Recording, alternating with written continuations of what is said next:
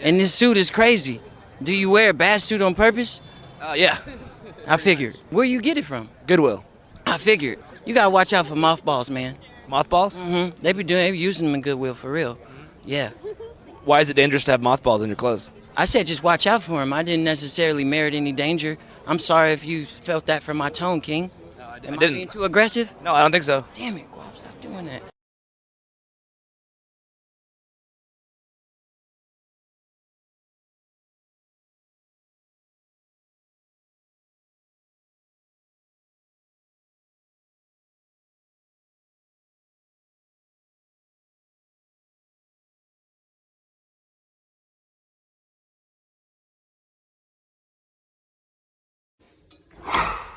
Hey, welcome back. Oh, you didn't get ready. I feel overdressed. So how you been? That's gross. What's for dinner? Oh, it's not done yet. Perfect, because I arrived right when you told me to arrive, so that makes sense. Hey, don't rush. They're not even ready yet. They haven't even cleaned this place up. You should see the baseboards. I'm gonna send you pictures.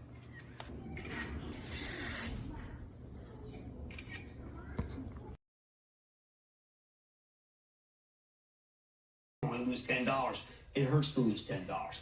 And of course, a year ago this week, they piled into two companies, not because they liked the business. Oh, no, not at all, actually. But because they believed they could crush the short sellers. I'm talking about AMC and GameStop. Now, I'm never against making money as long as you aren't breaking the law. But I think it's a bad strategy to buy something that you either don't understand or don't care to understand. Sure, with AMC, everybody knows movie theaters, but you might not have known that CEO Adam Aron was desperate to raise some capital the whole way up to keep the company alive. It otherwise wouldn't have been. And then he followed that up by selling much of his personal stock, more than $40 million worth, to make some money for his family. I thought that was fine, too, you see, because he was crystal clear that he was going to do it. He even gave you a head start to get out ahead of it. Did you listen to him? I think far too many younger investors who crowded into AMC, which was, of course, when he was selling, was much, much higher, believed something big was happening here, some kind of turnaround, maybe involving popcorn. Nothing could be further from the truth. The numbers for the box office this year are horrendous, down 55% from pre-pandemic. I mean, they're horrible. You had to get out while the getting was good, and he told you when that was by his stock sales. Why the emoji-headed monkbonks didn't listen to him, I have no idea. But at least with AMC, I can imagine a future where they're doing well. GameStop, on the other hand, was always much harder to justify as an investment. It's a video game retailer in a world where people just download their games over the web. The whole bull thesis here was always tenuous, to put it lightly. The idea that an executive from Chewy, the digital pet food company, could come over to GameStop's board of directors and change everything, well, that was never a good reason to own the stock. Sure, maybe they really are going into crypto and NFTs, but that feels more like a way to capitalize on a popular buzzword. I think finished my whole plan. I think they actually could do well. But maybe what they really should do, and I've been thinking about this because I am a rigorous thinker, maybe they should have gone into dog toys that you can buy with Dogecoin. More important, do younger people even go to a GameStop? I mean, really? I mean, if you've actually gone to the stores and seen how antiquated they are. Oh my God, we're so close. I mean, it's like Guitar Hero. The people bidding this stock up simply knew that they could crack the shorts, and once the shorts were beaten, they stuck with the same playbook, even though it made no longer sense because there weren't any shorts in it. Right now, I'm seeing many younger investors get blown to smithereens because they don't know what they own. Many of them are proud that they smashed the short sellers in GameStop and AMC, but that was a year ago, for heaven's sake. And these hedge funds have moved on. Now, it's time to buy stocks of what you know. And if you truly knew GameStop and AMC, or knew how to read a balance sheet with a ladder, you probably wouldn't like them here at all. Unless making money doesn't matter anymore, in which case you really are better off just watching football and betting on the game with one of a dozen apps, every bit as good as Robinhood, if not better. We're all Caesars. I like to say there's always a bull market somewhere, and I promise I'll find it just for you, right here on Mad Money. I'm Jim Cramer. See you tomorrow. The news with Shepard Smith starts now. God. To get fucking rich? We start TMRW. I will post something every day to help you get your money up. Today's per game, watch some TikTok, and get a good night's sleep. BC, this will be your last day broke. It's time to get fucked. Follow Elon Musk on Twitter. When he tweets or talks about Dogecoin, it jumps nearly 25%.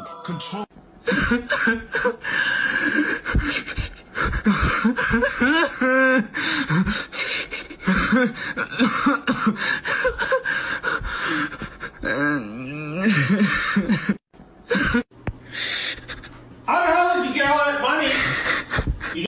I got some big news today, but my mom is dead, so can you guys just pretend to be my mom for a minute? Okay, so guess what? I officially got hired in the ER. Mitch.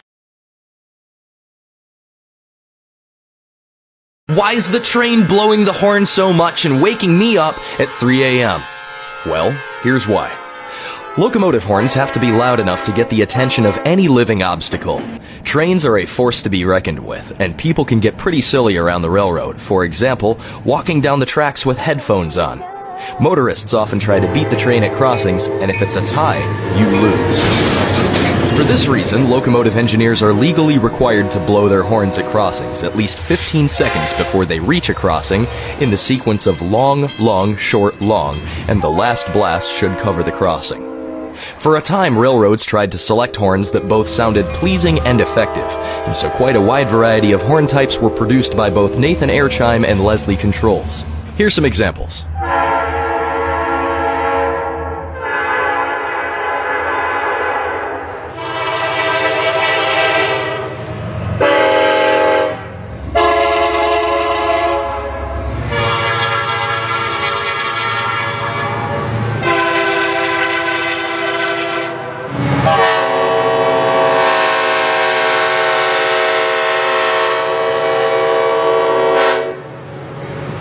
If you want to learn more about trains, follow me, Paul the Train Guy. And if you've ever wondered about what trains do or how they work, just shoot me a question in the comments.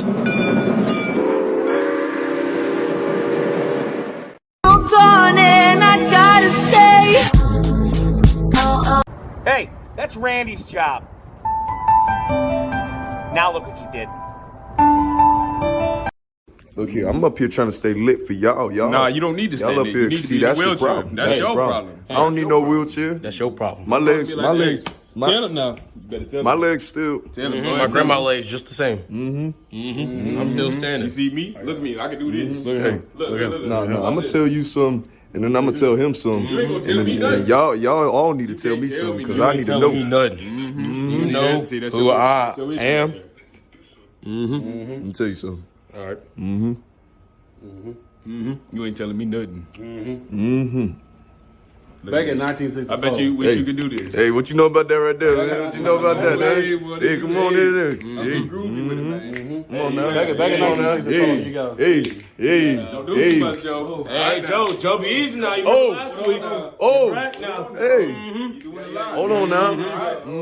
Why you throwing it back? Why you throwing it back? Why you shouldn't have? I told him. See, that's the problem. See, that's his problem right there. That's the problem. You always doing the mo when you know you can't do the mo now. Right? Don't Your daddy done told you about that. Come on now.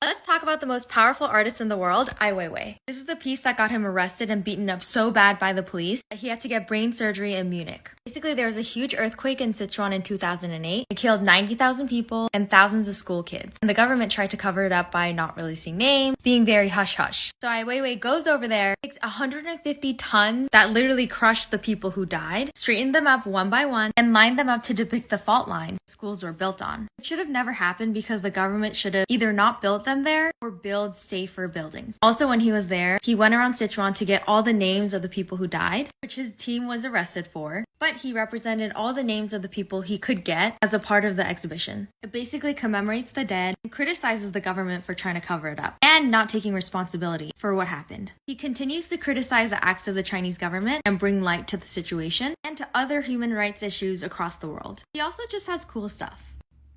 Sometimes you end up getting where you want to go and then find out when you get there that you don't want to be where you're at. And then you feel like this is all just a waste of time. But just remember, if you never got there, then you'd always be wanting to get there, and then you don't know you don't want to be there until you get there. So sometimes you just got to go where you don't want to go. Just know that that's not where you want to be. Okay. Have a super freaking awesome rest of your day and stuff. Okay, bye.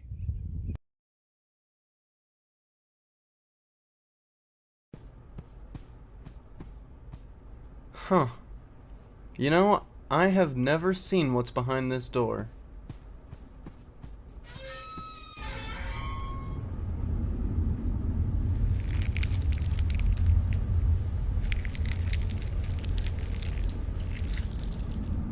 I want to make pain.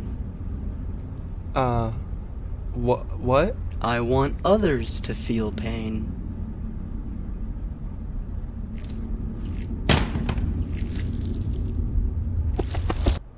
Nope, no. Alright, we're just gonna lock this door and never address this situation again.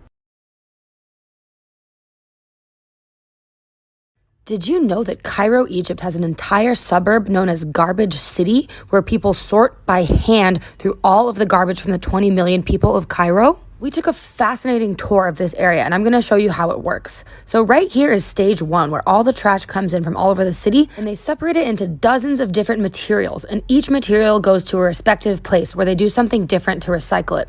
Here's where a lot of the cardboard is getting pressed back together, and here are some massive aluminum can cubes, so they're going to recycle as well.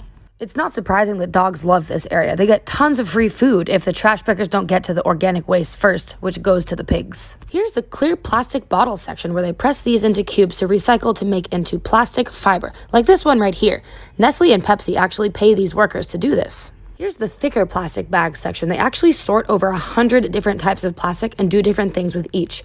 First, the big plastic bags get ground up into this type of material, and then next door, they get put in a new machine where it gets melted, pushed out into string, then cooled and cut into little plastic pellets, which can be used for a lot of different reasons. Next is plastic bags. They actually take plastic bags from all over Egypt here in Trash City, and here's where they come in the machine. They get washed, they get cleaned, they get dried, and then they get shredded, and they pop out right here, and they're actually melted into plastic sheets and sold to different countries. Here you can see some thicker bits of plastic that right here in this room are made straight into hangers and resold.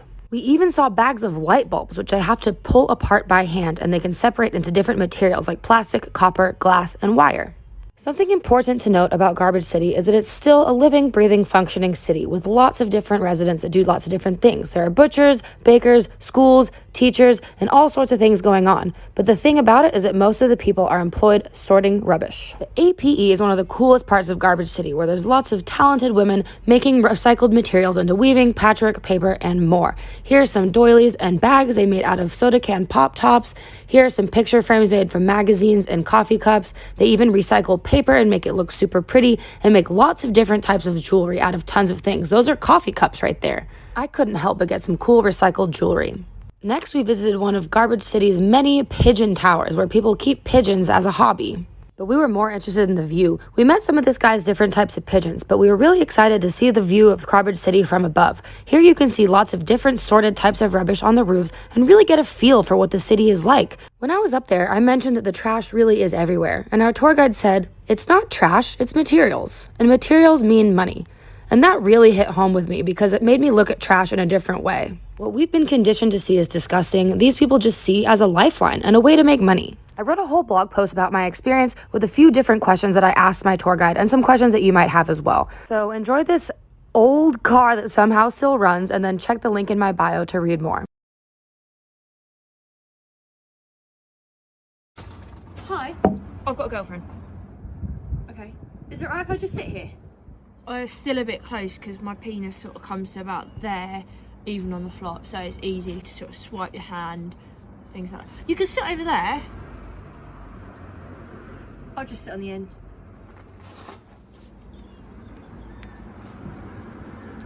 Do you come here often then? Yeah, my girlfriend comes here a lot. My girlfriend likes it. My girlfriend sort of drinks here, and my girlfriend... What, you drinking? Shandy, I'm not drinking tonight because I'm going around my girlfriend's after. I want to give her a good drilling and I don't want to get a flop. Although I never do get a flop because she's just so fit in every single way. Long hair, big jugs. So if you didn't have a girlfriend, what do you think of me? That would never happen, so it's really unrealistic. But if it was to happen, I just think you're a really basic looking pig muffin with no boobs at all, I noticed. And you look really pale and scrawny, and you've got a few moles around. And I did notice that your second toe is bigger than your big toe, which actually makes me feel a bit sick.